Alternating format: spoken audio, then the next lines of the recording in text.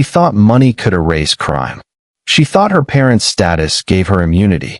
But what happened in Judge Frank Caprio's courtroom left her in tears, humiliated, and completely changed forever. Providence Municipal Court. Tuesday morning, 9:47 a.m. The heavy wooden doors swing open. The echo of designer sneakers on marble fills the hallway. A girl enters, eyes glued to her phone, thumbs flying. Her look screams wealth, privilege, and boredom.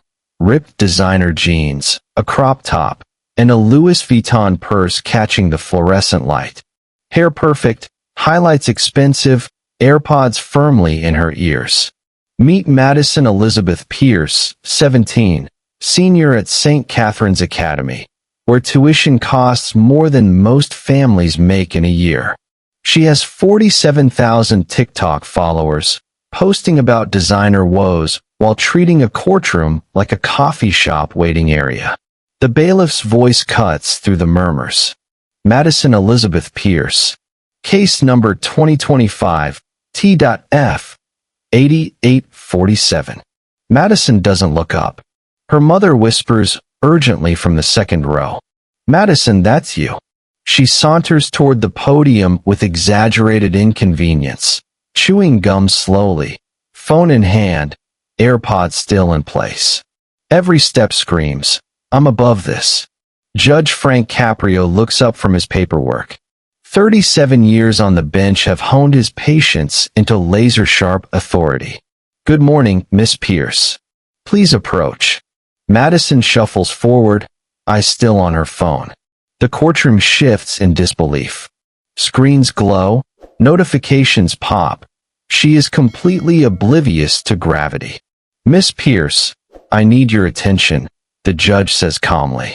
She glances up for half a second. Yeah, what? Gasps ripple through the gallery. Judge Caprio's calm doesn't waver.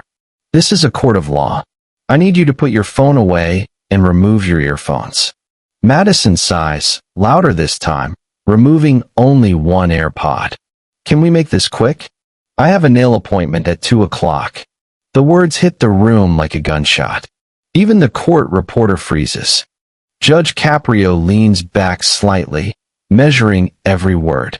Miss Pierce, do you understand why you're here? She picks at her manicure. Speeding ticket, whatever. My parents will pay it. The courtroom erupted in whispers. Money is not a shield here. Judge Caprio opens her file, his voice firm but patient. This isn't just a speeding ticket.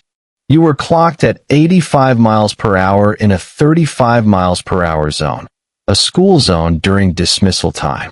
Madison shrugs. So, I didn't hit anyone. You nearly hit a crossing guard, a 68-year-old woman named Mrs. Chun, the judge warns.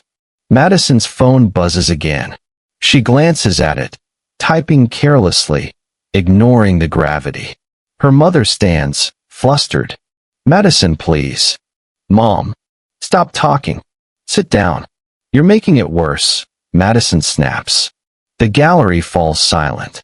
Judge Caprio rises slightly, a subtle but unmistakable sign that authority is about to take control. Miss Pierce, put the phone down. Remove the other earphone. She rolls her eyes dramatically, complying only because resistance is futile. Miss Pierce, I'm looking at your driving record. 6 citations in 18 months. 6. Have you personally paid for any of them? Madison inspects her nails, shrugging. Why would I? I don't have a job. I'm a student. That's what parents are for, right? The courtroom collective intake of breath is palpable. Even the bailiff straightens. No, Miss Pierce. Money is not a shield. Your previous violations include 3 parking citations on school property, 1 reckless driving charge that was reduced, and 2 speeding tickets. Every single one paid by your parents. And yet here you are, treating the law like a suggestion. Madison pulls out a compact mirror, checking her lipstick, utterly dismissive. This is ridiculous. Can we just get to the fine? I literally have places to be. Judge Caprio's voice drops, carrying absolute authority. Every person who comes through this courtroom has a story. Today, you are going to learn that no one is above the law. Not for money, not for status, and certainly not for connections. Madison freezes. The weight of the courtroom hits her, though she hasn't realized it yet. Judge Caprio leans forward, voice measured, heavy with meaning. Some people are struggling to make ends meet. Some made mistakes. Some were dealt a hard hand. And then, there are people like you, Miss Pierce. People who treat the law like an inconvenience. People who think their parents' money makes them untouchable. Madison finally looks up, defiance written across her face. Are you done with the speech? I've heard it before. Principals, counselors, my parents. Always the same lecture about responsibility and consequences. I'm tired of it. The courtroom is so silent you can hear the clock ticking on the wall. Judge Caprio's gaze pierces her. You're tired of it. Mrs. Chun was tired too, from a 12-hour shift, standing in the cold, helping children cross safely. And then you came around that corner at 85 miles per hour and nearly ended her life. Madison scoffs, voice dripping with entitlement. But I didn't hit her. So why are we acting like I committed murder? Because intent matters, Miss Pierce. Because recklessness matters. Because luck doesn't erase consequences. The prosecutor, a seasoned woman in her 40s, rises. Your Honor, Officer Rodriguez is here to testify. She responded to the incident. Judge Caprio nods. Proceed. Officer Rodriguez steps to the stand, posture perfect, uniform crisp. She's a 15-year veteran. Opening her notebook. I was parked 2 blocks from Franklin Elementary, conducting speed enforcement during dismissal, between 2:45 and 3:15 p.m. At 2:57 p.m., I observed a black BMW M4 approaching a marked crosswalk. Mrs. Chun, the crossing guard, had stepped into the crosswalk with 3 children waiting. The BMW didn't slow. Mrs. Chun had to jump back, dropping her stop sign. 1 child cried from the fall. Mrs. Chun, 68 years old, could have been seriously injured or killed. Madison's phone buzzes on the podium. Instinctively, she picks it up. Judge Caprio's voice cuts through. Miss Pierce, put that phone down immediately. What? It's just a text. Put it down. Madison reluctantly sets it down, but defiance lingers in her expression. Please continue, Officer Rodriguez. I activated lights and siren. The BMW continued 3 blocks before stopping. The driver, Miss Pierce, was filming me on her phone. The prosecutor displays a tablet. Your Honor, body camera footage. The courtroom screen flickers. Officer Rodriguez approaches the BMW window. Madison's face fills the frame, phone raised, recording. Madison's voice echoes. Officer Karen is power tripping because I'm young and pretty. The officer remains calm. License and registration, please. Madison smirks. Do you know who my parents are? They're lawyers. Huge mistake. She tosses her license onto the pavement. The officer picks it up without reaction. Do you know how fast you were going? Fast enough to get away from this boring town, Madison laughs. The courtroom gasps. Then Madison's most outrageous comment. I didn't hit anyone, so what's the problem? My dad will destroy your career for harassment. The footage ends. Silence. Shock. Judge Caprio fixes his gaze on Madison, now less confident than 5 minutes ago. Miss Pierce, do you remember saying those things? I was upset. People say things when upset. Do you remember threatening the officer's career? That's not a threat. My dad knows people. Judge Caprio's patience is thinning, voice controlled. Intimidating a police officer is serious. And we are not done yet. The prosecutor stands. Your Honor, evidence from Miss Pierce's TikTok. Madison panics. Wait, that's private. Public, Miss Pierce. 47,000 followers. Every video public. The courtroom screen displays her TikTok profile. First video, the night before the court appearance, Madison in her bedroom, designer shelves behind her. Got caught tomorrow for literally nothing. Old crossing guard is mad because I drove near her. Pray for me. LOL, she says, blowing a kiss. The courtroom is stunned. Even her mother covers her face. Second video, 3 days after the incident, Madison sits in her BMW interior. When you almost hit a crossing guard, but your parents are lawyers, she laughs, flipping her hair. The overlay. Above the law sparkles nail polish hashtag rich girl problems, hashtag untouchable. The gallery erupts. Whispers, gasps, anger. Judge Caprio raises a hand. Not yet, Miss Pierce. We are not finished. An elderly woman stands, tiny, poised, her crossing guard vest still on. The courtroom's focus sharpens. Madison's privilege is under fire, and the first cracks are showing. The gallery falls silent. A small figure steps forward, holding a yellow stop sign. This is Mrs. Chun, the crossing guard nearly struck by Madison. Judge Caprio's expression softens immediately. Mrs. Chun, please come forward. Would you like to address the court? She walks slowly, hands trembling slightly, and sits carefully, stop sign resting against her chair. Her voice is quiet, accented, measured. I've been a crossing guard for 12 years. Every day, I help the children cross safely. I love the children. Some of them are like my grandchildren. That day, October 3 RD, it was very busy. Many cars. I step into the crosswalk with my sign. I look both ways, and then I see the car. Black car. Very fast. Too fast. Madison shifts uncomfortably. Judge Caprio prompts gently. What did you do, Mrs. Chun? I tried to wave my sign. Maybe the driver doesn't see me. But the car keeps coming. I jump back. I am not young anymore. 68 years old. I fall. Sign drops. Children scream.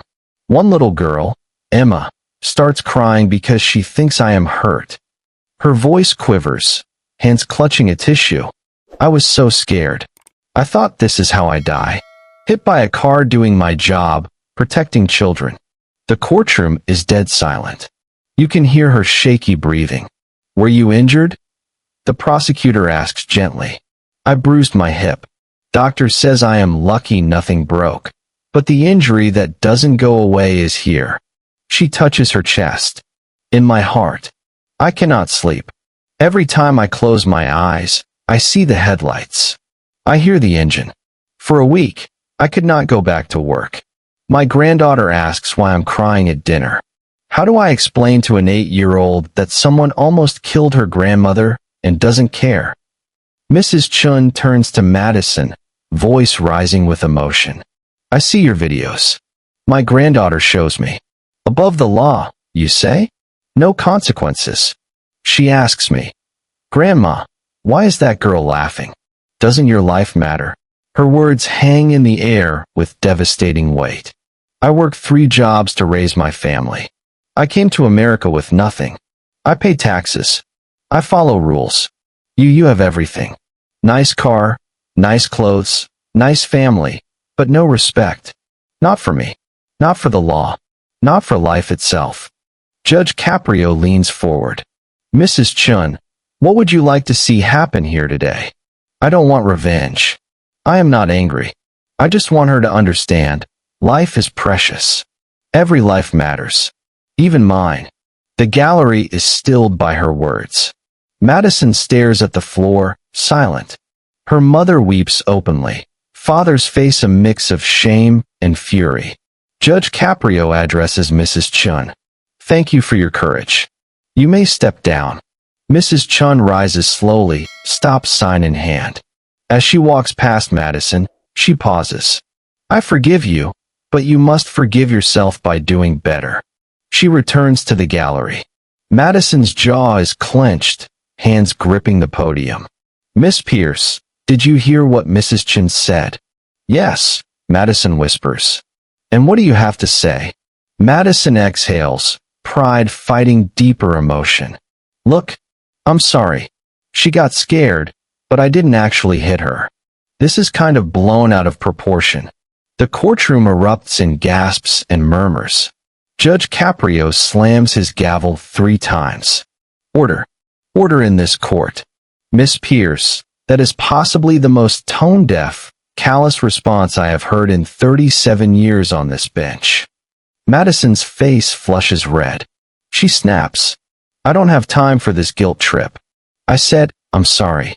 What else do you want? Cry? I'm not going to cry over a mistake. Her mother pleads, desperate. Madison, please, just stop talking. No, Mom. You always tell me to stand up for myself. Don't let people push you around. That's what I'm doing. Her father, voice strained. This is not the time. Sit down.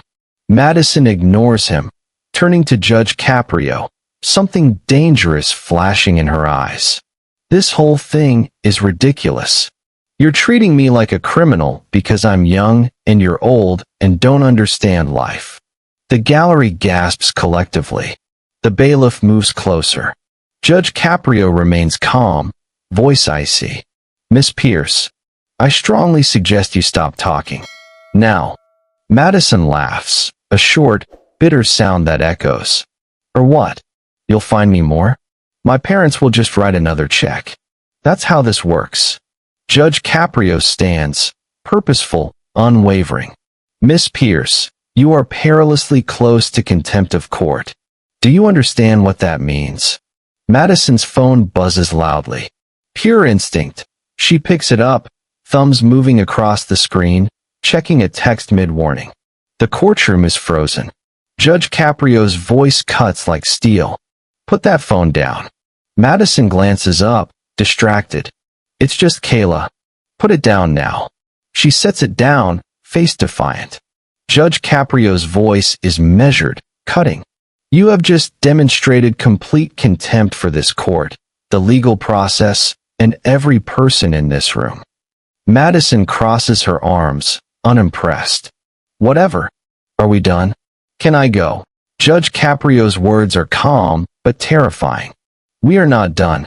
In fact, we are just beginning.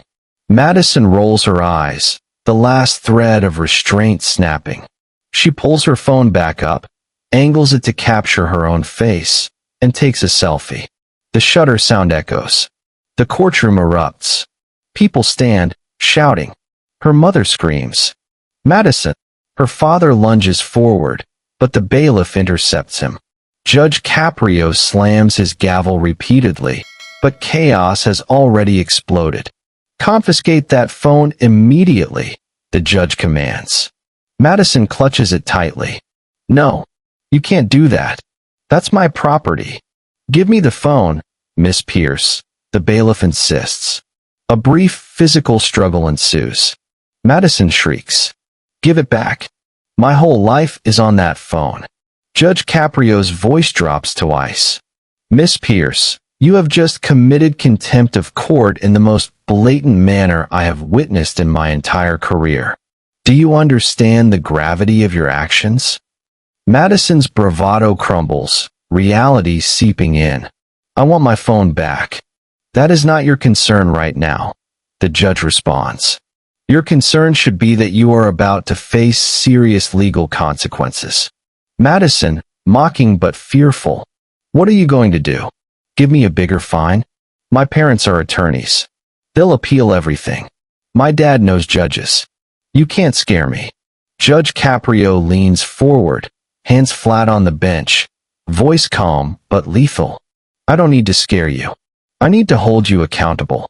Madison laughs hollowly. This is just theater. You find people, they pay, everyone goes home. That's how this works. Judge Caprio's next words are quiet but thunderous. Bailiff, prepare to take Miss Pierce into custody. Madison blinks. What? I am placing you in contempt of court, Judge Caprio states clearly. You will be taken into custody immediately. The penalty will be determined momentarily.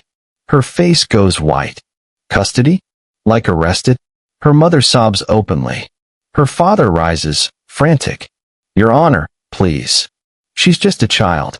She doesn't understand what she's doing. Judge Caprio's gaze is ice cold. Mr. Pierce, your daughter is 17. In a few months, she'll be legally an adult. She drives a $50,000 car, presents herself online as mature, and publicly mock the legal system.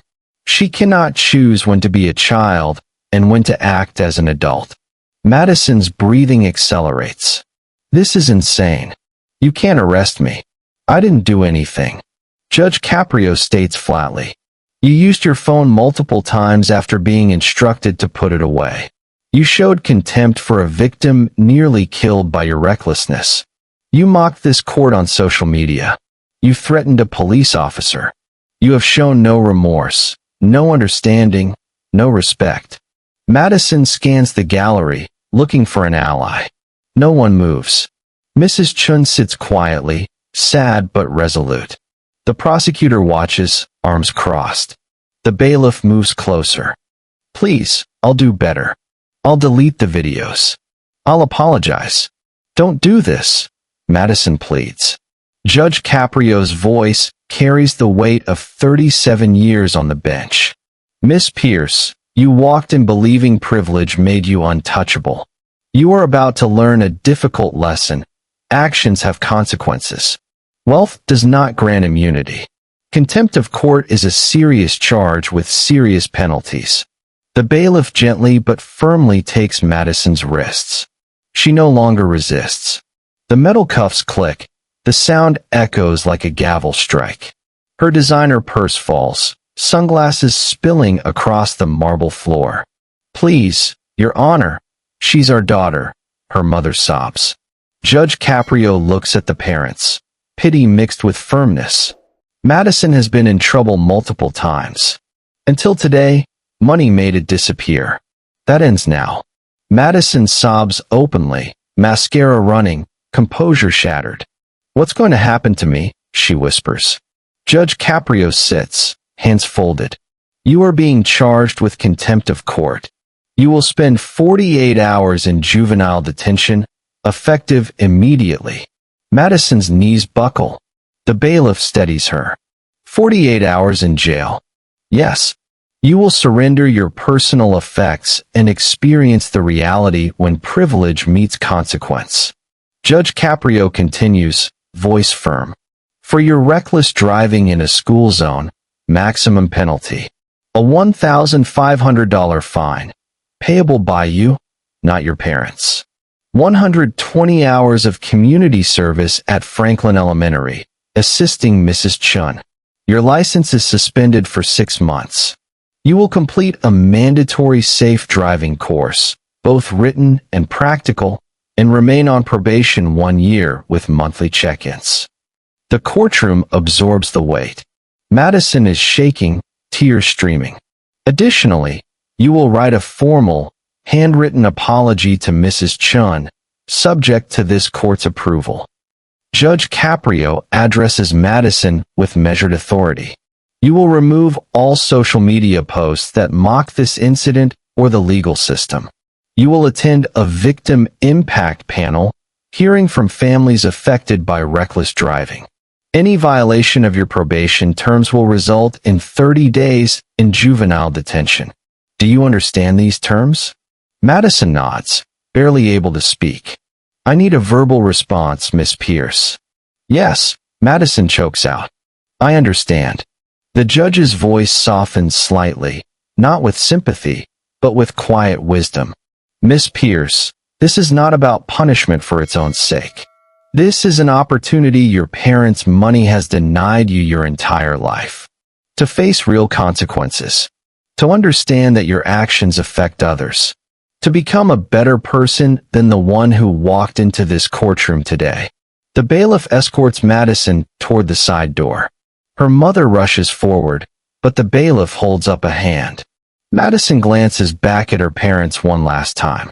Her face is a mask of tears, terror, and perhaps understanding. I'm sorry, she whispers, to her parents, Mrs. Chun, the judge, or herself. The heavy metal door closes behind her, echoing like a gavel strike. Judge Caprio turns to the still-packed courtroom. Ladies and gentlemen, what you witnessed today brings me no joy. I have been on this bench for 37 years, and sending a teenager to detention is not something I do lightly. Justice cannot have two standards. One for the wealthy, one for everyone else. One for the young, one for the old. One for the privileged, one for the struggling. The law must apply equally, or it means nothing. He looks at Madison's parents, holding each other, crying. Your daughter is not a bad person, but she has been set on a path toward becoming one. You have given her every material advantage but failed to give her the most important gift: boundaries, consequences, accountability. The father nods, face buried in hands. The mother looks up, eyes swollen with tears. What do we do now, Your Honor? You let her experience these consequences. You don't bail her out. You don't hire lawyers to erase it. Let her sit in detention, work alongside Mrs. Chun, pay her fine, and learn what earning respect and understanding consequences truly means. And most importantly, examine your own role in creating the young woman who walked in here today. Judge Caprio turns to Mrs. Chun, who has quietly observed the entire proceeding. She stands slowly, leaning on her stop sign. Your Honor, I meant what I said. I forgive her. But forgiveness doesn't mean no consequences. My granddaughter is watching. All the children at Franklin Elementary are watching. They need to see that actions matter, that life matters. I hope Miss Pierce learns. The world needs good people, not careless people. Judge Caprio nods with deep respect. Thank you, Mrs. Chun. Your grace is remarkable. The gavel falls one final time, the room absorbing the weight of justice and mercy intertwined. 2 days later, Madison walks out of juvenile detention. Reports say she is quiet, subdued, visibly changed. She begins community service at Franklin Elementary, standing beside Mrs. Chun, helping children cross safely. Her social media goes private, offensive posts deleted. 3 weeks later, Madison hand-delivers a 4-page letter to Mrs. Chun. Witnesses say both women cry and embrace. Her parents enroll the family in counseling. College applications are affected, but Madison is accepted to a second-choice school with delayed enrollment pending probation completion. Madison enters Judge Caprio's courtroom, dressed simply. No designer labels. She approaches the bench with humility and respect. Your Honor, she says quietly, I want to thank you. That day, I thought you were ruining my life. Now I understand you were saving it. How is Mrs. Chun? The judge asks. Madison smiles, genuine. She's amazing. She's teaching me Mandarin. I help her with her grandchildren. I never understood what it meant to earn respect until I met her. Judge Caprio nods, warmth returning. Miss Pierce, you came here believing you were untouchable. You're leaving as a young woman who understands that being touchable, vulnerable, and accountable, that is what makes us human. Go forward and do good things. Madison Pierce's story proves that justice isn't about destroying people. It's about rebuilding them. Consequences, when applied wisely, can transform lives. Sometimes the hardest lessons are the ones we need most. Judge Caprio shows that real authority doesn't need to shout. It needs to be fair, firm, and unwavering. Thanks for watching.